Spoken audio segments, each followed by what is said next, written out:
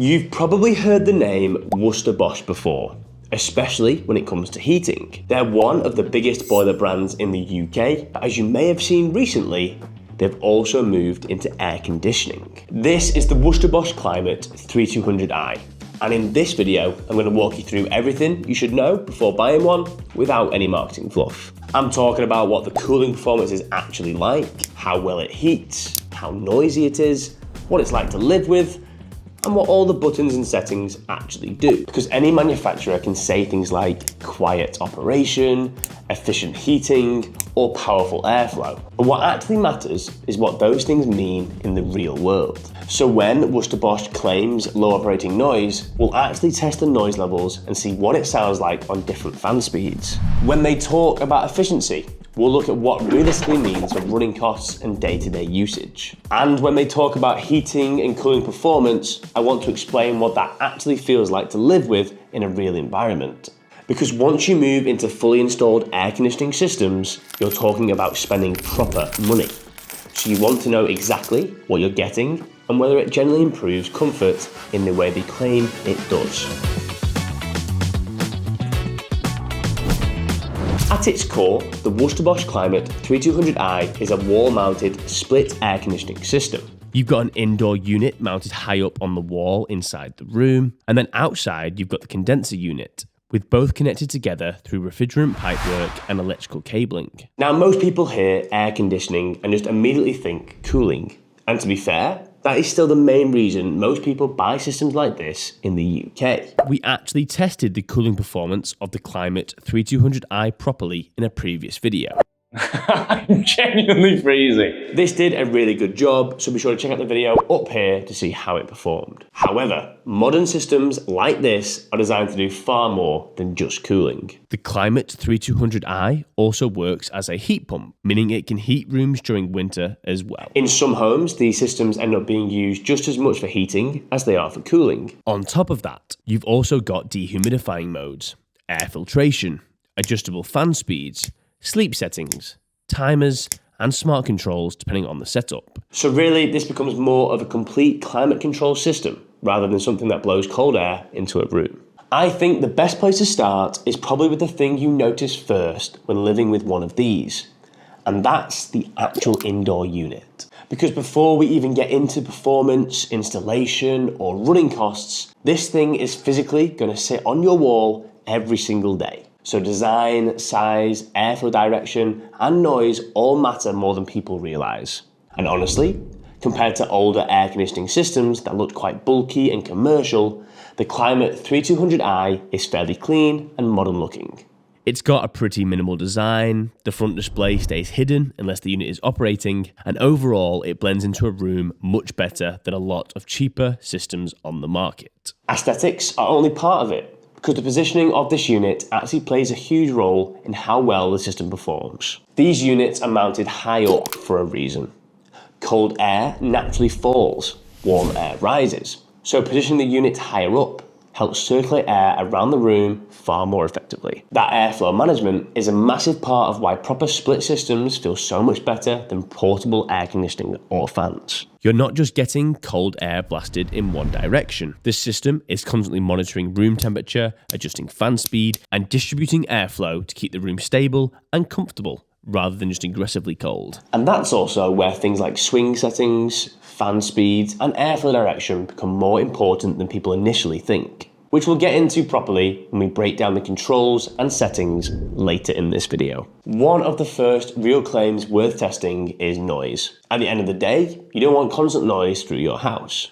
According to the manufacturer, the Climate 3200i is rated at 62 decibels in cooling mode, with the outdoor unit rated at 67 decibels.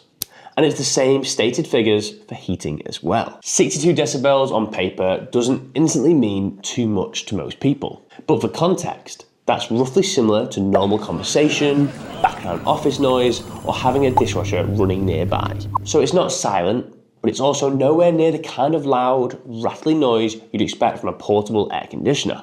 The important thing is how that sound actually feels in the room. Because a steady airflow noise is very different from a harsh mechanical noise or a compressor kicking in and out. The Climate 3200i has a silent mode, which I can only assume is designed for when you're sleeping, working, or just want to reduce the noise level as much as possible. But how silent is silent actually? Let's find out. First test, we're going to try silent mode on the remote and see how quiet this performs in comparison to normal mode. Let's turn it on. So we now have the fans at 50% power, going to 19.5 degrees. Audio-wise, so as you can see, we're pulling quite high 40 decibels, quite loud. Now if we go into silent mode,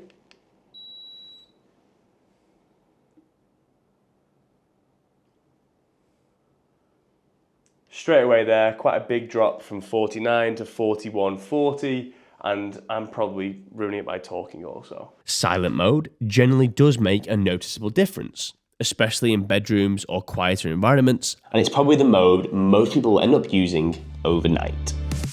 Now, I said this a few weeks ago. In the back, we have got a plethora, a massive thick section of manuals. I'm sure we'll get someone to read them. I won't be doing that bit. However, the directors told me I kind of have to. So let's run through what the buttons on the remote do and how it affects the air conditioning unit. First things first, one thing I actually quite like about the Climate 3200i is that the controls are pretty simple and straightforward. Some air conditioning remotes genuinely look like they belong in a spaceship, where you've got about 40 buttons and no idea what half of them actually do. The Climate 3200i remote is fairly simple. At the top, you've got the display. It shows quite a lot of information, but it's quite easy to digest. You've got power, you've got a mode change, and a save mode. Then below that, you have your up and down buttons, which correspond with the temperature, your menu button, OK, and timer. The main one people will use most is the mode button. This lets you switch between automatic, cooling, heating, dry, and fan mode.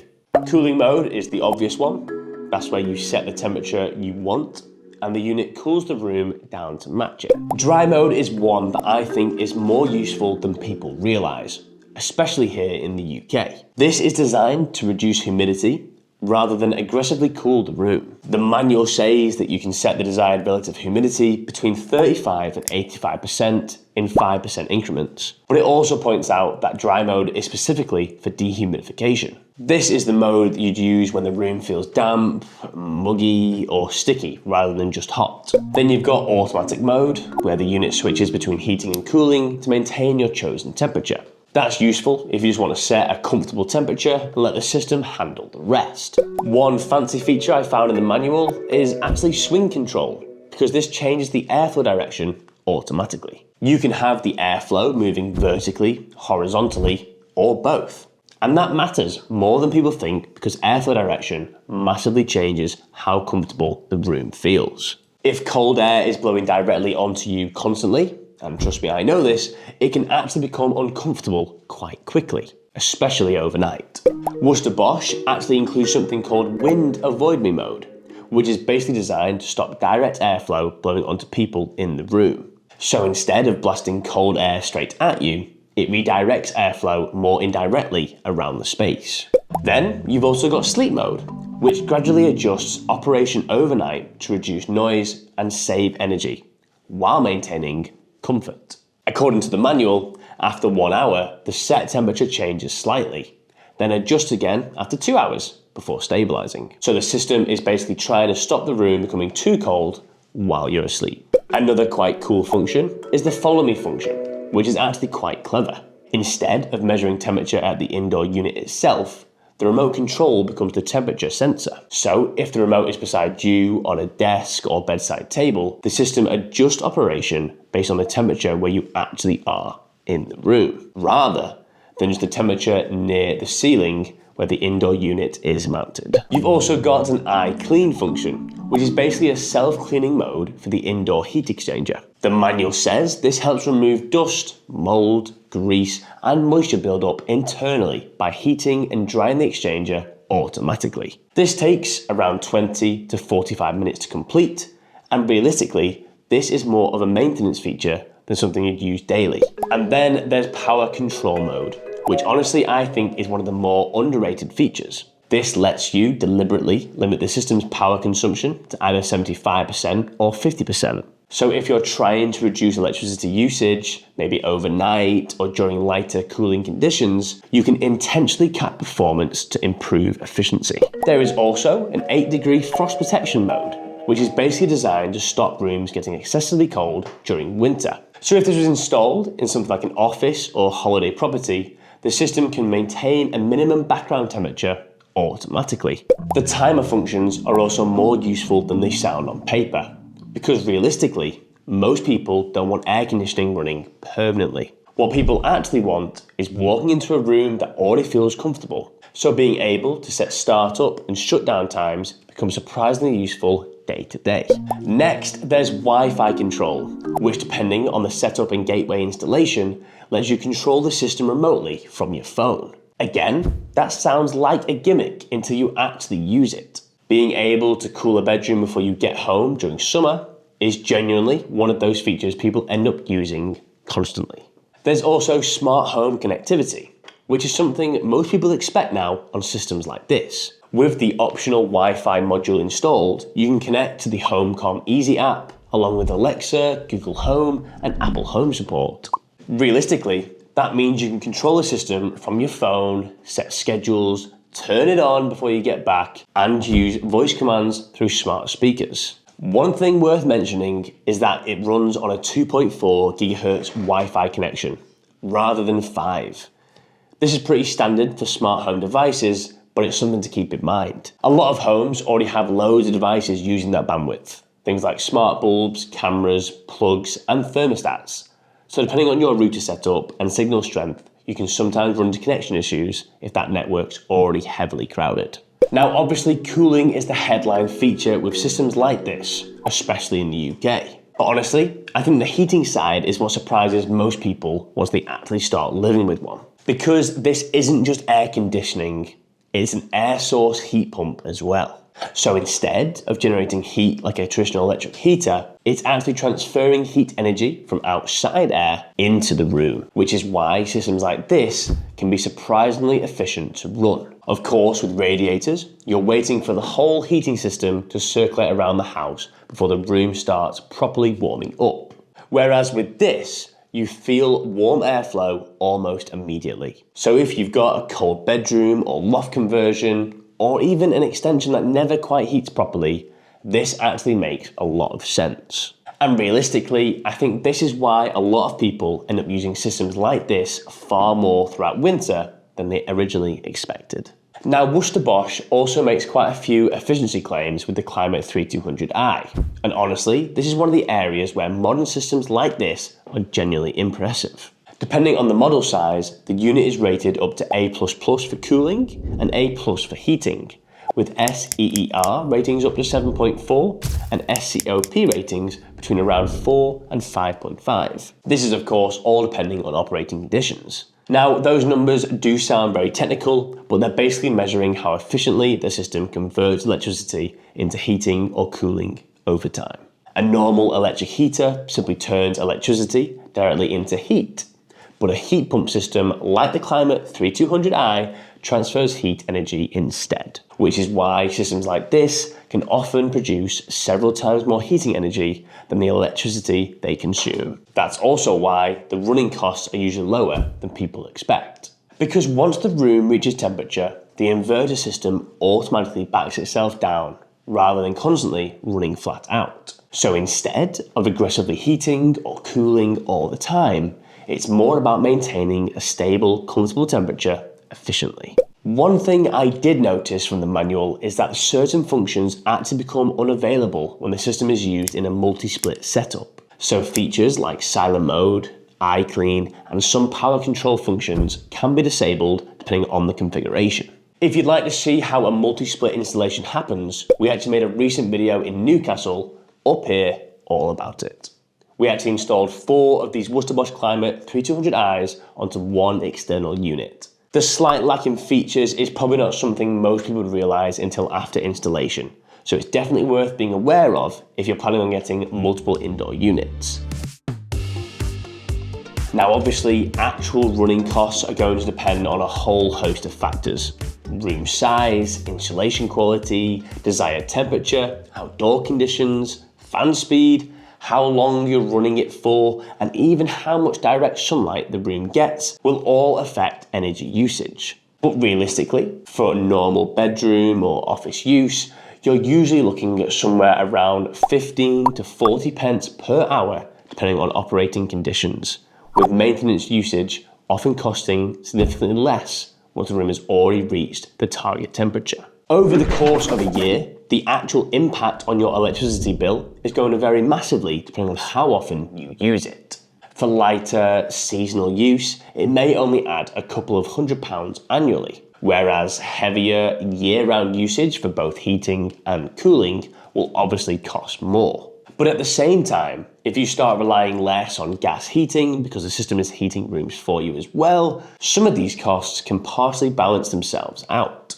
So honestly, I think air conditioning running costs are one of those things that sound scarier on paper than they actually feel in the real world. And if anyone watching this already has air conditioning at home, let us know in the comments how much it's realistically affected your energy bills, because I think that's something people are always curious about before getting a system installed themselves. One of the biggest questions with systems like this is whether it actually makes sense for your home specifically, because not every property or room necessarily needs air conditioning.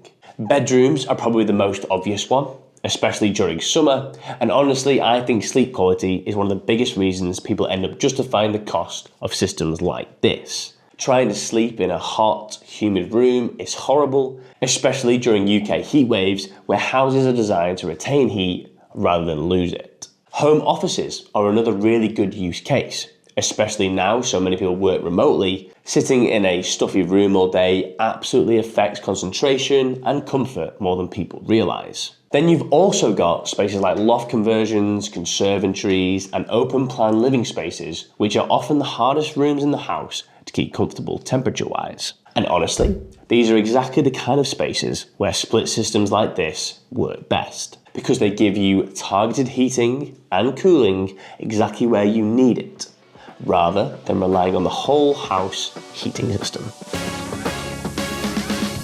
Now, of course, one of the biggest things people want to know before buying a system like this is the installation cost, because unlike portable air conditioners, this is a fully installed product. At iHeat, a single indoor unit with an external unit directly behind it would cost £2,325. Of course, the more complex the install becomes, the price would naturally increase. This includes things like longer pipe runs, awkward routing, loft spaces, difficult outdoor access, electrical work, condensate drainage, wall brackets or ground mounts, and of course scaffolding requirements if it was needed. The output size of the unit matters too, because larger rooms need larger systems with higher cooling and heating capacities. And honestly, install quality matters massively with air conditioning. A properly installed system will usually perform better, run quieter, look cleaner, and last longer. So while it can be tempting to just compare headline prices, the installation itself is just as important as the actual unit you're buying. Now, obviously, the biggest downside is that upfront installation cost. This isn't a cheap impulse purchase, and once you move into fully installed multi-room systems, you're making a genuine investment into the property. But compared to portable air conditioners, fans, or temporary solutions, this feels like a completely different level of comfort. It's quieter, more efficient, more powerful, and something you can realistically use all year round, rather than just during heat waves. And honestly, I think that's the biggest thing with the Climate 3200i. It doesn't just feel like an air conditioner, it feels like a proper climate control system for the home. Overall, if you're looking for a modern, efficient, split system from a well-known brand, the Climate 3200i is definitely one worth seriously considering. Thanks for watching. This has been iHeat.